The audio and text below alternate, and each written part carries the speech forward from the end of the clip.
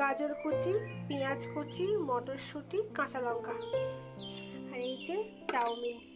গ্যাসে আমি প্যান বসিয়ে দিয়েছি। তো সমস্ত সবজিগুলো ভেজে নিব। সামান্য অল্প তেল, ভেজিটেবিলগুলো ভেজে নিব। ভেজিটেবিলগুলো ভালো করে ভেজে নিতে হবে। ভাজা হয়ে গেছে, এবার পরিমাণ মতো জল দিয়ে দেব। ম্যাগি সেদ্ধ হতে দেব। আবার একটু জল দিচ্ছি। বাচ্চারা যেহেতু ঝোল ঝোল ভালোবাসে, সেদ্ধ হওয়ার জন্য আমি একটা থাল দিয়ে ঢেকে দেব।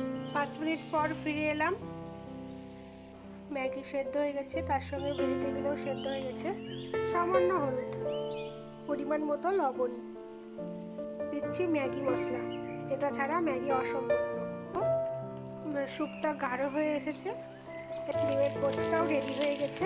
শীতের সকালে হেলদি ব্রেকফাস্ট, শীতের ভেজিটেবিল দিয়ে গরম গরম Maggi, egg poach, vegetable pakora.